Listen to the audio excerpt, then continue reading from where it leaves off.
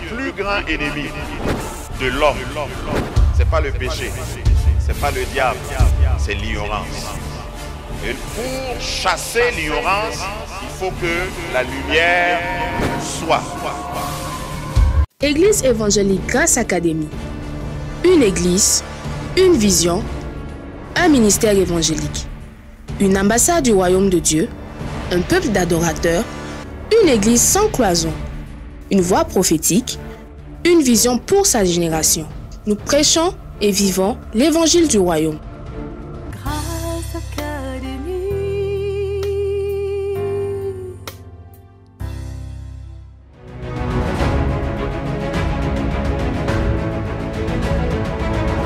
De gloire en gloire parle d'un doublement. Chaque année, tu peux recevoir doublement ce que tu as demandé. Si tu demandes un et on te donne deux, est-ce que tu refuses? Il y en a qui cherchaient un enfant, Dieu leur a donné des jumeaux. Le salut est compartimenté. Il y en a qui sont toujours au salon du salut. Ils ne connaissent pas où se trouvent les toilettes, la cuisine, la salle à manger, la chambre, la salle de sport. Parce qu'une maison bien équipée a tout ça. Toi, tu es toujours assis au salon en train de bâiller. À un moment donné, tu auras soif. À un moment donné, tu auras faim. Mais tout n'est pas au salon. Tout est dans la maison, mais tout n'est pas au salon. Dis-moi amen. Que Dieu te donne davantage de clés. Moi, je suis toujours à la recherche de clés. Je suis toujours à la recherche de clés. Nous sommes au mois de novembre. Je fête dans ce mois de novembre ma 34e année de ministère pastoral. Mais je cherche toujours des clés. Il y a des clés qu'il faut que je possède. Tant que je suis vivant, il y a des clés qui me manquent. Amen. Ce matin, nous sommes dans 2 Rois. Dis avec moi 2 Rois. Je m'intéresse à ce qui a été doublé dans la Bible. Et d'ailleurs, mon message aura à voir avec ce qui a été doublé. Nous sommes dans une année, une décennie de double gloire. De gloire en gloire parle d'un doublement. Tu peux être béni, mais tu peux être aussi béni doublement. Chaque année, tu peux recevoir doublement ce que tu as demandé. Si tu demandes un et on te donne 2, est-ce que tu refuses? Il y en a qui cherchaient un enfant, Dieu leur a donné des jumeaux. Personne n'a jamais dit, si j'avais su, je n'allais pas demander enfant. Demandez au père, aux parents des jumeaux. Hein? Et puis on gagne en temps quand on fait des jumeaux. On finit le contrat là rapidement et puis on passe à autre chose. Il faut qu'on gagne en temps. Nous sommes dans 2 Rois chapitre 2. 2 Rois 2. 2 Rois 2. Et nous commençons par le verset 1. Il y a quelqu'un qui sera béni. Amen. Si tu remarques le visage de ton voisin, à la sortie du culte, son visage serait différent. Son visage sera plus rayonnant. Parce que nous sommes en train de parler de double. Double dans le bon sens. Lorsque l'Éternel fit monter Élie au ciel, nous sommes dans 2 Rois 2, 1. Lorsque l'Éternel fit monter Élie au ciel dans un tourbillon, Élie partait de Gilgal avec Élisée. Élie dit à Élisée, « Reste ici, je te prie, car l'Éternel m'envoie jusqu'à Béthel. » Et Élisée répondit, « L'Éternel est vivant, et ton âme est vivante, je ne te quitterai point. » Avant de continuer la lecture, je voudrais que vous remarquiez les 2 refrains. Il y a 2 différents refrains dans la portion que nous allons lire. C'est « Reste ici, je te prie ». Et puis l'Éternel est vivant et ton âme est vivante. C'est 2 refrains que vous devez remarquer parce que je vais m'appesantir là-dessus plus loin. Verset 3. Les fils des prophètes qui étaient à Béthel sortirent vers Élisée et lui dirent, « Sais-tu que l'Éternel enlève aujourd'hui ton maître au-dessus de ta tête? » Et il répondit, « Je le sais. Aussi, taisez-vous. » Dis à ton voisin à côté, provoque-le. Hein, nous sommes dans la présence de Dieu, il ne te fera rien même.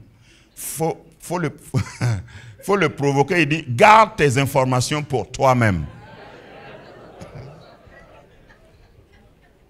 Nous continuons au verset 3. Élie lui dit, Élisée, verset 4, reste ici, je te prie, car l'Éternel m'envoie à Jéricho. Il répondit, l'Éternel est vivant et ton âme est vivante, je ne te quitterai point. Et ils arrivèrent à Jéricho. Les fils des prophètes qui étaient à Jéricho s'approchèrent d'Élisée et lui dirent, sais-tu que l'Éternel enlève aujourd'hui ton maître au-dessus de ta tête? Et il répondit, je le sais aussi, la ferme. Verset 9. Nous sautons jusqu'au verset 9. Lorsqu'ils eurent passé, Élie dit à Élisée, demande-moi ce que tu veux que je fasse pour toi avant que je sois enlevé avec toi. D'avec toi. Élisée répondit, il a changé de refrain. Regarde, dans la vie, là, il faut savoir quand chanter l'ancien refrain. Normalement, après, il a dit ça plusieurs fois. L'Éternel est vivante, ton âme est vivante, je ne te quitterai pas. Ici, là, on dit, demande ce que tu veux.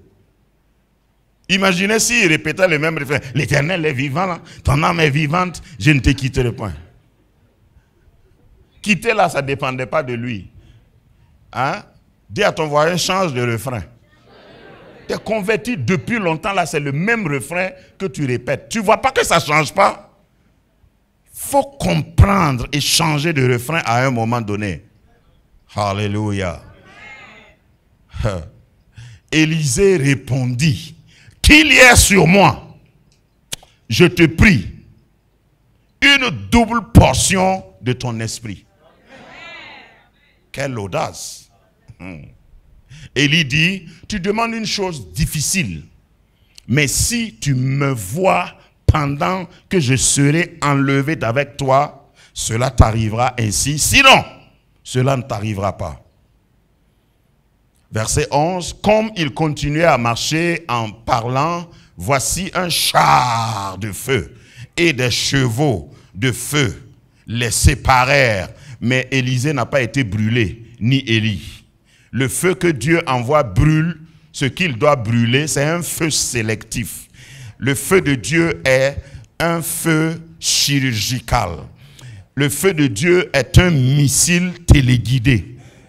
Ça frappe des choses et ça épargne des choses. Comment tu peux monter dans un char de feu sans être brûlé? Comment tu peux marcher dans une fournaise sans être brûlé? Comment le feu peut brûler tes liens, les cordes qui ont lié tes mains et tes pieds sans te brûler toi-même?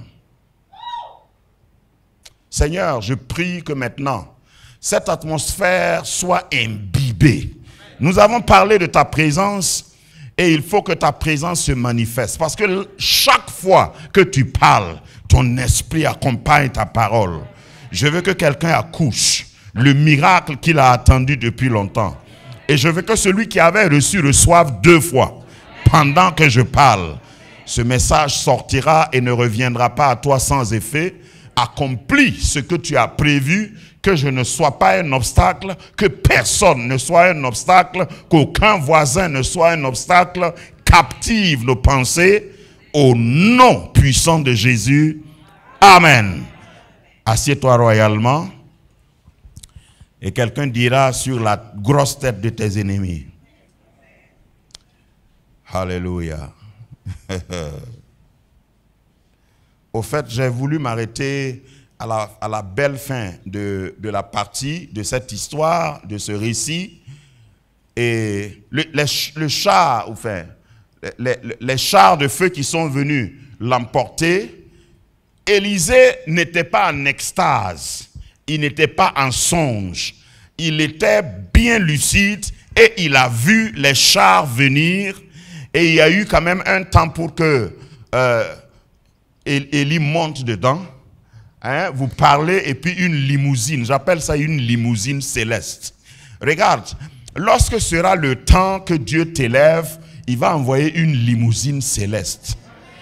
Pas conduit par des hommes. Vous savez qu'il y a des choses qui nous arrivent quand la grâce de Dieu te sourit.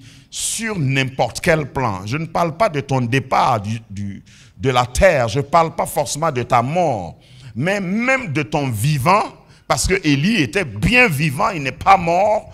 Je pense qu'il y a des gens, et ceux qui croient ici, et ceux qui m'écoutent en ligne, il y a des gens que Dieu va honorer de leur vivant. Et Dieu choisit la date, le moment, tout le monde en parle. On dirait qu'il y a quelque chose qui se passe avec lui là. Hein. On dirait que le Seigneur est en train de faire quelque chose pour lui, hein, mais ils ne peuvent pas arrêter ça. Regardez, il y a combien de fils de prophètes qui parlaient. Hein? Est-ce que tu sais que ton maître sera élevé? Je voudrais dire un mot sur le contexte. Le contexte, pour que vous compreniez le texte, afin qu'il ne soit pas un prétexte. Nous sommes à l'époque d'Élie. L'Esprit de Dieu a commencé à agir depuis Genèse chapitre 1 verset 2. L'Esprit de Dieu était là à la création. L'Esprit de Dieu se manifestait, se mouvait au-dessus des eaux avant que la terre fût terre, les cieux soient cieux, l'homme soit l'homme, les bêtes soient les bêtes. Dieu a créé. La Trinité était là à la création. L'Esprit de Dieu est la partie ou la personne de la Trinité qui vient se manifester. Tu ne le vois pas, dit Jean chapitre 3. L'Esprit se meut. L'Esprit souffle, le vent souffle. L'Esprit ressemble à un vent. Tu vois la manifestation du vent, tu sais que le vent est là, mais tu ne sais pas d'où le vent vient, où le vent part. Le fait que le vent souffle d'est en ouest ne veut pas dire qu'il vient de l'est et il va à l'ouest. Allô? Tout dépend de là où tu es. Amen. Bon, je ne vais pas trop parler, quoique ma langue là me gratte. Quand je parle de l'Esprit de Dieu, je ne te parle pas de quelque chose que tu as étudié à l'école. Je ne te parle pas de quelque chose que tu as calculé scientifiquement. Tu ne peux pas calculer le Saint-Esprit.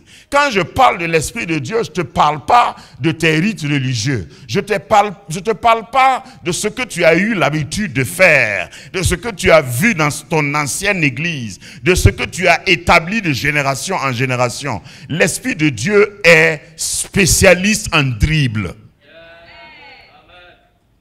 Tu n'as jamais vu l'Esprit de Dieu dribbler quelqu'un, dribbler un pasteur, dribbler une dénomination. C'est ça l'explication de l'Esprit de Dieu. Souffle où il veut. Tu ne sais pas d'où il vient. Tu ne peux pas le contenir. Parce qu'il y a des gens qui avaient cru qu'ils pouvaient monopoliser le Saint-Esprit. Il y a des gens qui croyaient qu'ils pouvaient privatiser le Saint-Esprit. Le Saint-Esprit n'est pas le monopole de quelqu'un. J'étais avec des pasteurs, on a eu une pastorale lundi passé, je disais, quand l'Esprit de Dieu voit même que tu n'es plus utilisable, il déménage. Et un des moments où il voit que tu n'es plus utilisable sur la terre, c'est quand tu meurs. Ou bien tu ne sais pas que quand tu meurs, l'Esprit de Dieu déménage. Vous n'avez jamais remarqué ça. Tu ne peux pas être enterré avec le Saint-Esprit.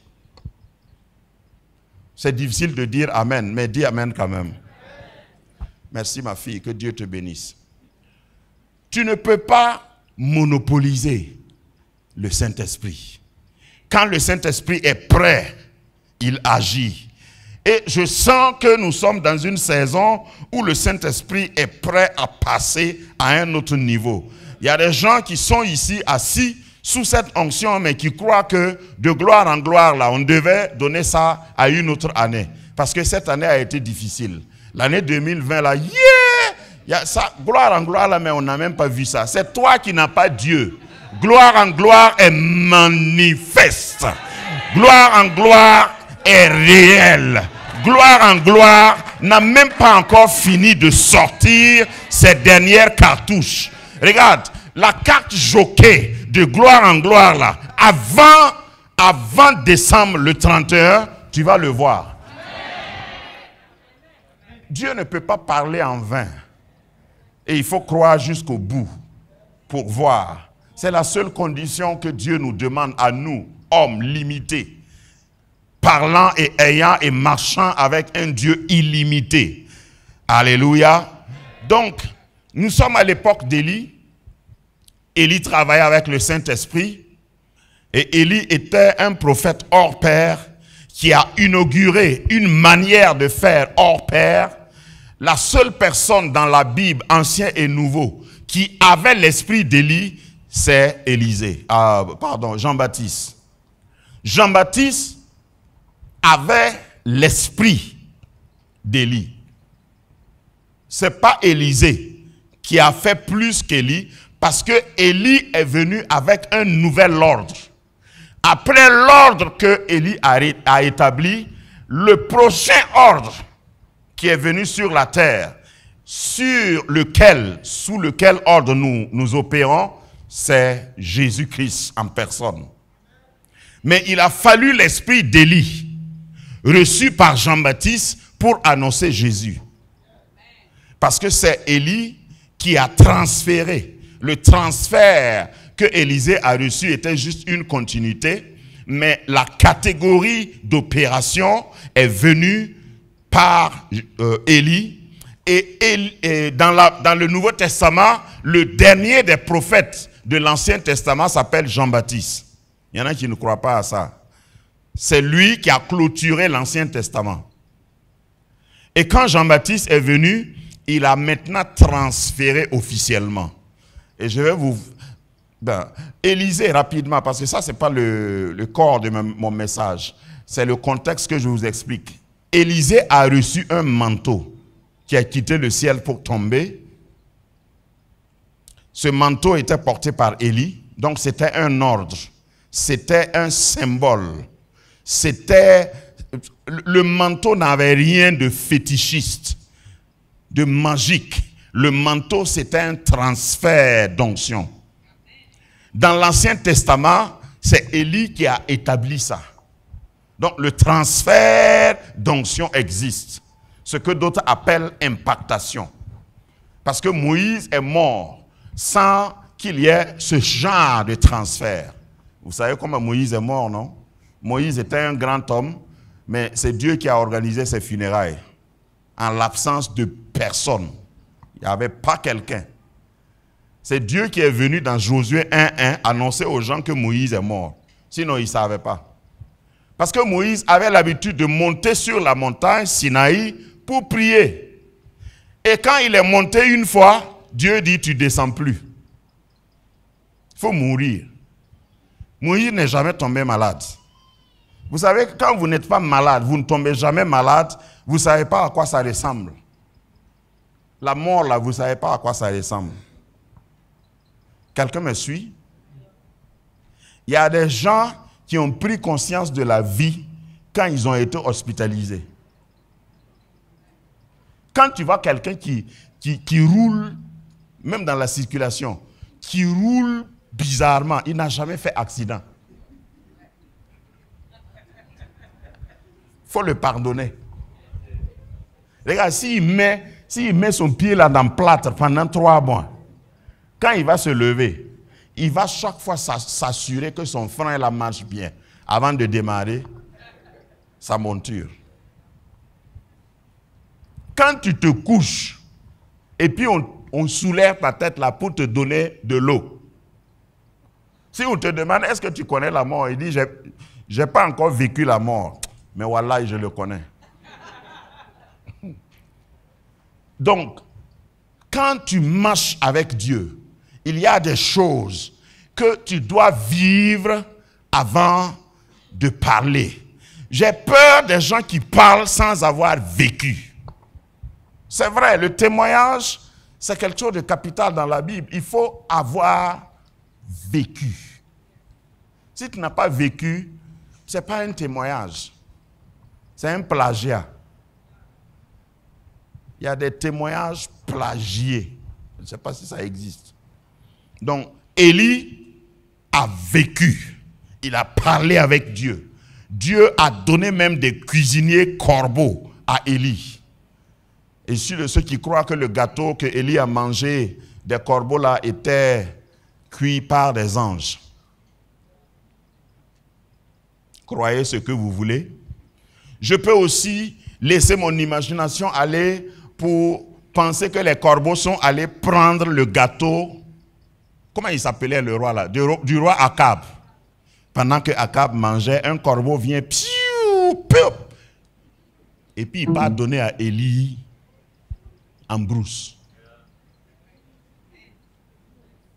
Tu peux croire ou bien tu ne crois pas. Regarde, ton méchant patron qui ne veut pas te payer là. Il suffit que Dieu envoie un corbeau.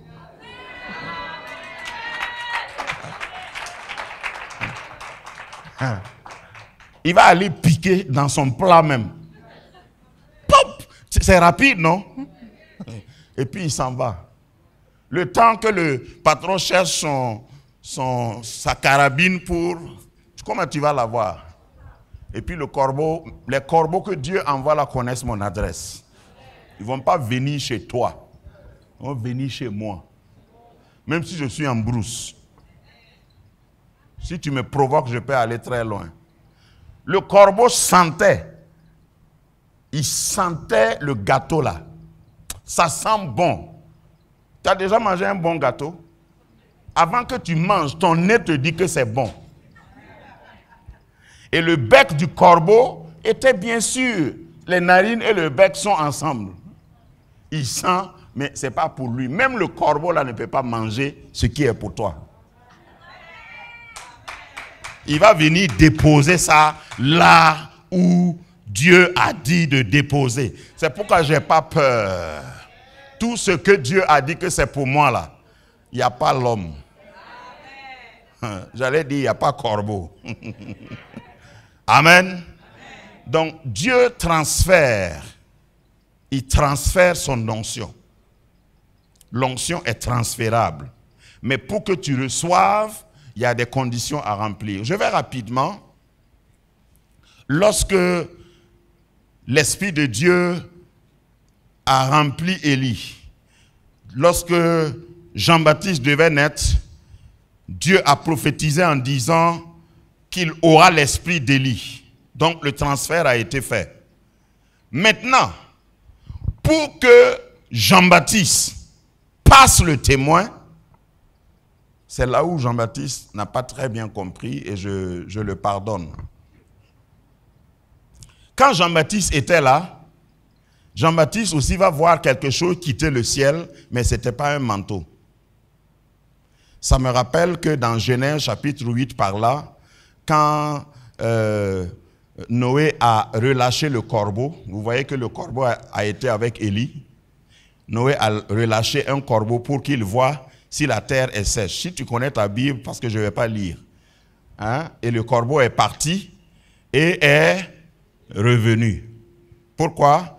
Parce qu'il n'y avait pas d'arbre pour se poser. Et finalement, la dernière chose qu'il a relâchée, c'est quoi? Une colombe. Il a relâché la colombe. La colombe est partie et n'est plus revenue. La dernière fois, quoi. Quand la colombe est partie et n'est plus revenue, mon imagination dit qu'il se promenait toujours sur la terre et il cherchait un homme où il pourra transférer l'onction à la manière Élie. Donc c'était comme un manteau, mais cette fois-ci c'est une colombe qui se promenait pendant 2000 ans. Parce que les années qui séparent Élie de Jean-Baptiste au baptême de Jésus, ça vaut environ 2000 ans. Écoutez-moi, je parle spirituellement et symboliquement. Donc la colombe que Noé a lâchée n'est plus revenue parce qu'il se promenait. Comme nous dit Genèse, l'Esprit de Dieu se mouvait au-dessus des eaux. Et la colombe se mouvait attendant qu'il y ait un homme qui est tout entièrement à lui. Qui il a trouvé? La colombe a trouvé qui? Quand Jésus est sorti de l'eau du baptême, la Bible dit que l'Esprit de Dieu, comme une colombe, est venu et s'est posé sur lui. Et puis Dieu du ciel explique pourquoi. Il dit, celui-ci est mon fils bien-aimé, en qui j'ai mis toute mon affection. Je prie qu'il y ait des gens sur qui la colombe va descendre. Parce que j'ai l'impression que la colombe est en train toujours de se promener même dans cette salle. Et je viens maintenant au thème de mon message. Dis avec moi double portion. Double portion veut parler de celui sur qui cette colombe-là va venir se déposer. Ce manteau va venir se déposer symboliquement. Parce que je ne sais pas si tu comprends que double portion veut dire que ce que tu dois affronter dépasse ce que tes parents ont affronté. Si ton père a été béni, il faut que toi tu sois béni 2 fois. Si ta mère a été bénie, il faut que toi tu sois béni 2 fois. Si ton pasteur a été béni, il faut que toi tu sois béni 2 fois. Dis Seigneur, multiplie au moins par 2 ce que je dois recevoir. C'est une prière violente, mais il faut oser. Aujourd'hui, je ne peux pas m'amuser à dire, Seigneur, donne-moi juste ce que mon père avait, ça me suffit. Seigneur, donne-moi juste ce que mon voisin a, ça me suffit. Les enfants que moi j'ai ne sont pas les enfants que mon voisin a. Donc il faut que ma bénédiction soit proportionnelle à mon temps, à ma génération, aux épreuves auxquelles je vais faire face, sinon je ne survivrai pas. Regardez ce que Élisée a vécu comparé à ce que Élie a vécu. Parce que Élisée n'a pas rencontré par exemple de Naaman, capitaine lépreux. Toi tu as déjà rencontré un capitaine qui est lépreux? Normalement la lèpre devrait l'empêcher de ne pas être capitaine. Mais il l'est sous tes yeux, tu ne peux rien faire. Moi, je crois que le christianisme, nous devons quitter cette sorte de léthargie, de confort, et puis dire, Seigneur, ou bien j'ai la chose, ou bien je ne l'ai pas.